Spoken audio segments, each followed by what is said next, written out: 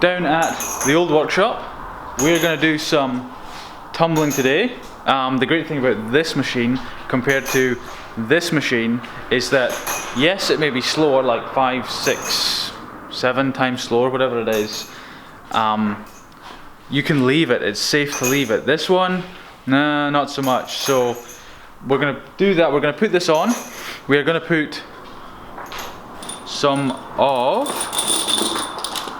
don't worry the phone, these in it. These are my titanium pens. We're also going to put some of these in it. Give me a second. These are my titanium mechanical pencils. So they are going to go in here, and we're going to leave those for some time. We're actually going to go to the new workshop. If you remember from yesterday's video, we got the LED lights on the go, and just before we left, the electrician was working like a madman, and he got the new milling machine up and running. So we got it switched on. I didn't record it. It was late. I was tired. Just, you know, we just made sure it powered up, and it did power up. So we're going to be going over and having a look at the new milling machine today. Almost certainly won't do anything with it, but at least we'll take a look at it.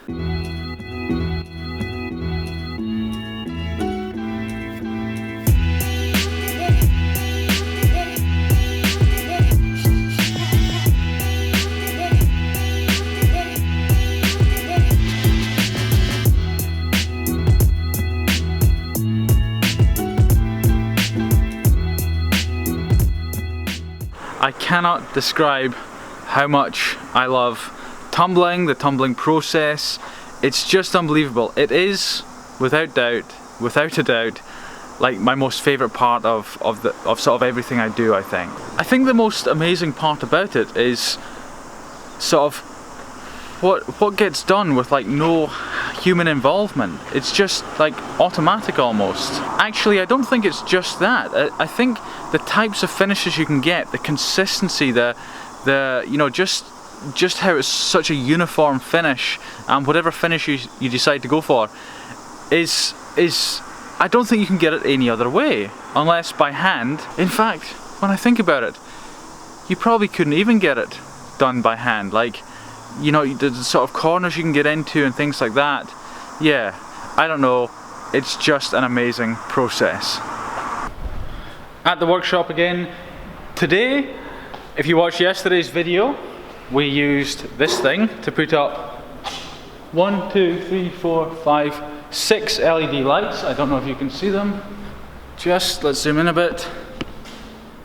One right there, and some other ones. We found when we switched them on last night, it was quite dark, but you know, they worked pretty well. We found that there was a bit of a dark spot down in this area. This is like when it's bright now because the sun's streaming in. We bought one more light today. We're going to put it up, and then we're going to return this, and then the plan after that is to muck around on the new milling machine that is over yonder.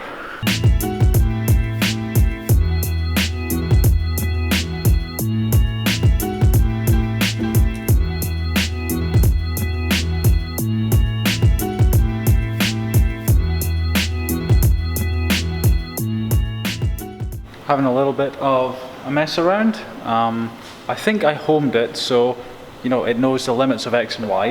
I think, not sure, but you know, I can push buttons like X, Y, and things will turn. So when I push that, and you look down here, things are happening, things are moving. The learning curve, I think, is going to be steeper than Mount Everest.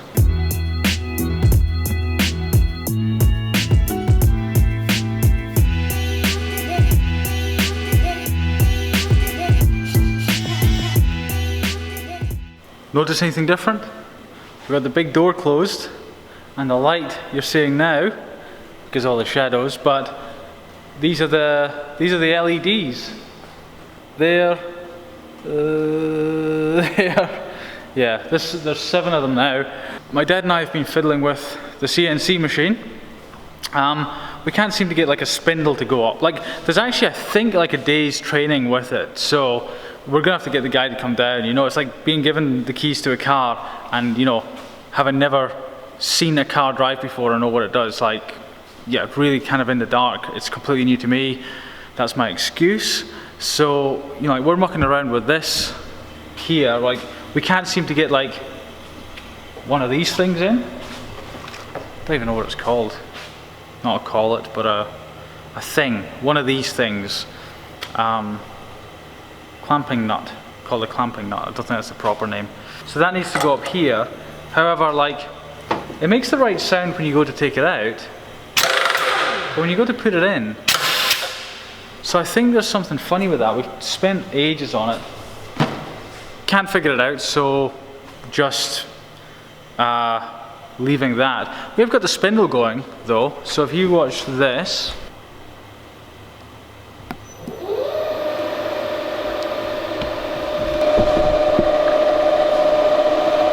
and we can turn it up as well.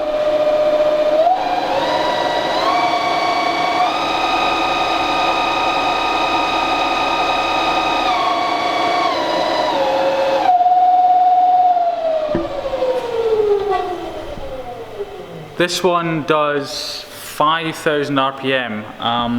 I'll see if it comes through on the microphone. When you take it up to a decent speed, you really sort of feel it. You can sort of feel the power of this machine. So let's see if we can do that.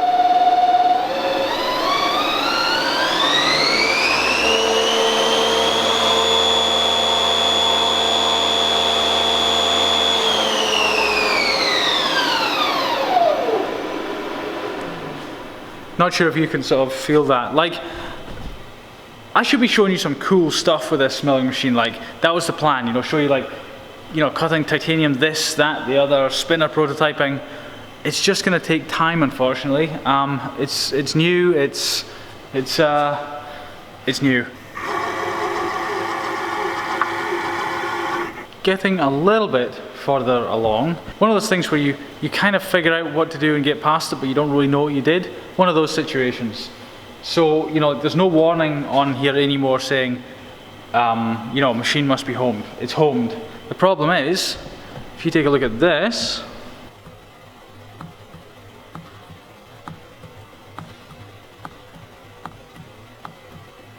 it seems that like we don't have the fully sort of featured version. It's like a demo version, which is weird because this is the exact machine that was up that I was playing on in Auckland. So maybe they've had a reset or something like that. So need to call them on Monday. This is Saturday, so it's gonna be a couple of days of waiting. But yeah, so not much more we can do on that, unfortunately.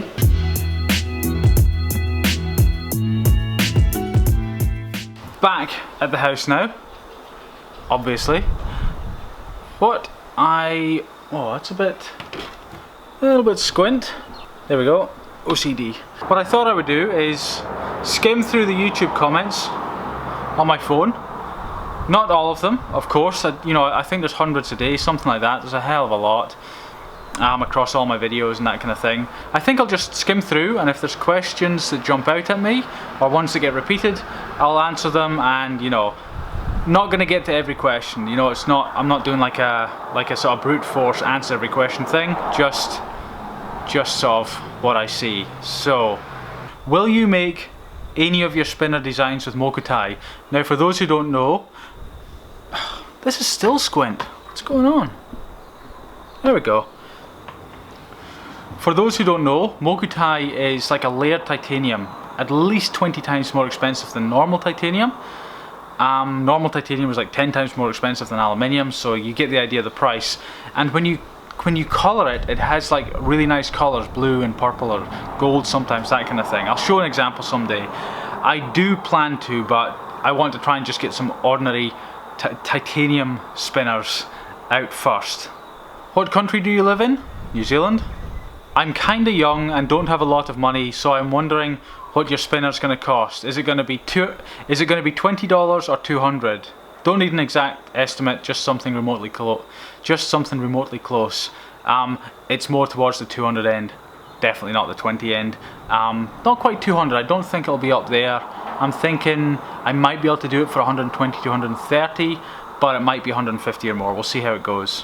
What do you do with your titanium scraps? Chuck it out or scrap it? Kind of neither. We don't just bin it, but I don't sell it for scrap either. It's not really worth that much. Everything I've done so far, it's just starting to stockpile really. So nothing so far really. What kind of knife were you carrying in this video? It would almost certainly have been this knife. Not the usual one I carry. The usual one I carry is a Marfione Sigil or something. Sigil. Marfione Sigil. This is just a cheaper one that I carry. It's a flashbang, I think. I honestly can't remember the name and make of it. I think flashbang is right. So that's that. It's got some sort of skull on it. It's a nice knife, a little bit heavy for me. Yeah, flashbang Scully, that's what it's called. Flashbang Scully. This isn't really a question, kind of a comment. So much money given only for making spinners. I think this is in reference to all my spinner videos and then showing all my equipment. I don't like, spinners is just a little fun thing for me. I make titanium pens, mechanical pencils, tweezers, carabiners, stuff like that. Spinners, I haven't even made one yet, just random prototypes, so that's not my main business. All that equipment, my workshop, my water jet cutter, now the milling machine, the tumblers, is for my main titanium business. What bearing do you use for your spinners? NTO Designs. It's not just a bearing, it's a core with a bearing and some buttons, and I press it into the body of the sort of titanium spinners or titanium blanks that I make, just because I haven't got any tools. But now with this new milling machine, I should be able to just make my own spinners entirely from scratch, including buttons, you know, and just press the bearings in. I won't have to use the NTO Designs ones because it's brass. I'm not a fan of brass, just my thing. It's kind of like titanium everything or nothing. How far away are your two workshops? About an hour's drive. Do you sell the offcuts of titanium? No, it's kind of just scrap. They just lie around. It's not worth really doing anything with them, I don't think. Why is the tumbler water always so frothy? Is there some sort of additive in it? Yes, different additives for different processes. Usually kind of soap based and some other ones, but yeah, it's never just water. How heavy is a tumbling tub? Now, I'm assuming you don't mean the big German tumbler that's like, sort of vibrates, not that big tub. That's about 350 kilograms as a side note. The other ones, you know, the 4 that go in the main kind of barrel, 8 kilograms empty and 20 kilograms full, some of that. They're heavy, really, really heavy. When you're doing a full day's tumbling and carrying them around, your shoulders are pretty dead after that. There's a lot of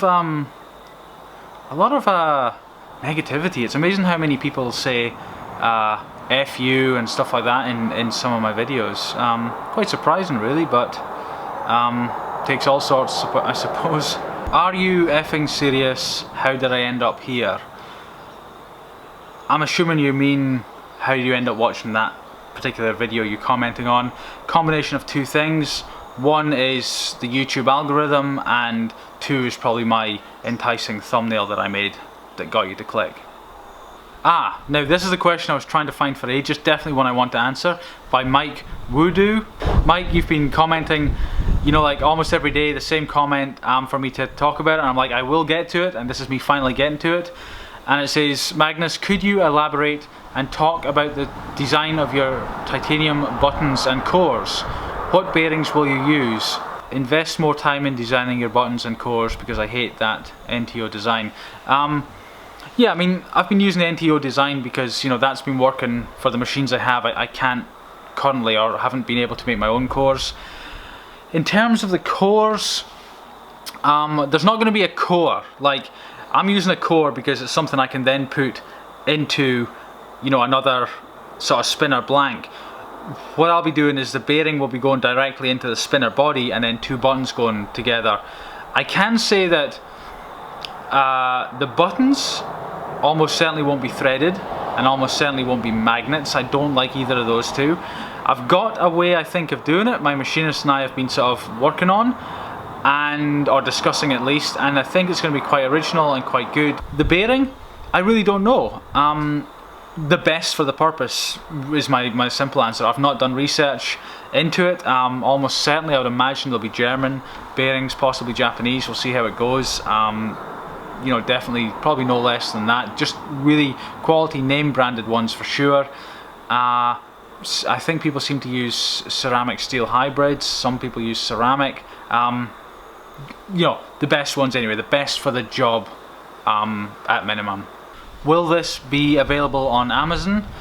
I assume you mean the spinner in that video. No, I only sell directly. I don't offer through Amazon or anything else, just directly from my website, cogentindustries.com, and Kickstarter as well. Those are the two things I do. So Kickstarter projects, you know, a new project every month, well, a couple of months just now. But I do ship worldwide to every single country, and it's like DHL fast shipping. So Riley Childs, I think that's how you pronounce it, sort of quotes me and says, "I believe if you're gonna buy something, you should buy the best." That is what I said. And then he said, "Spoken like a true spoiled rich kid." No, I don't think being rich or anything, not that I am rich, but you know, buying the best it's just like an approach to life. You know, like if you just buy the best because it makes sense. It's almost always the best value. I don't think it's got anything to do with being rich or being spoiled, or being a kid, spoiled rich kid. I'm curious why you use titanium instead of cheaper materials like stainless steel. Titanium is pretty much the best metal for most things, certainly the things that I do. Things I do like say the pocket clip, for instance, that I have on my website. It needs the elasticity of grade 5 titanium, not grade 2 or 1 or 3 or whatever, none of the commercially pure grades, because it's got like 30% more elasticity than, say, an ordinary steel, for instance. So when you bend it, you know, steel might bend down to there and it'll be stuck at that, whereas titanium can bend right down and it comes up pretty much back to where it was and before you bent it, and you know, that's a big part of it. In terms of spinners, stainless steel would just be too heavy. I just don't like it. Titanium is just, there's so many positive things relative to other materials, and price isn't an issue because, you know, most of the cost of what I do is in the machining and in the finishing and all that stuff. The material cost isn't the major cost in producing the products I make, which isn't what you'd think, because you think, oh, it's titanium, and it is. You know, titanium is expensive, certainly more expensive than pretty much most other metals, not all. I think that makes sense. When are you moving back home from New Zealand? I assume you mean back to Scotland, where I'm originally from. No plans to. I have a 7-year-old son here. I will be here as long as he's here, I would imagine, unless he sort of gets older, like 17, 18, 19, and like goes and travels or something. Then I might move somewhere else. What if I want an exact same looking spinner as yours, but I don't want it to be too fancy? Titanium, why would I want such an expensive metal? Spend hours refining it into the shape? Why do you think I care about such small details? All I want is it to look nice and have no defects and be mostly balanced. Do you get what I mean? People are putting way too much time into these products. Make one with decent metal usable and cool looking, selling for $10+ and customers will come flocking to you. That might be why China products are sometimes popular. The short answer to this is, you're not my target customer. The long answer is, I typically sell what I would want to buy. I think I might have paid $80 for a brand new spinner. The other ones I've bought have been second hand, and I've paid no less than $200 for each of those. So I think I've got 4 or 5 spinners, and the average price is $150 for each one. I'm a good example of my typical target customer. you know, you get cheap cell phones and loads of people buy cheap cell phones, but let's say Apple, they're not offering their cell phones to people who just buy cheap basic cell phones. They are a premium brand and they've got a target audience, and that's who they market to and sell to. Same thing with spinners or whatever else you're making. Max Perlis says, shut up and take my money. I will soon. A few more weeks and we'll be at that stage. I think that is all I'm going to answer today. I actually enjoyed that. If you don't want me to answer any questions again, then let me know in the comments and I won't do this again. But I enjoyed it and I'd be happy to answer again. If you did like it, let me know in the comments. You can ask more questions and I'll see. Again, I can't guarantee that I'll answer every one. I certainly didn't answer every one there, but I will see what I can do, because like I said, I enjoyed it, and if you enjoyed it as well, we both enjoyed it, and I'll do more of it. And with that, I will leave you with a quote. It is by Steve Brown, and he said, anything worth doing is worth doing poorly until you learn to do it well.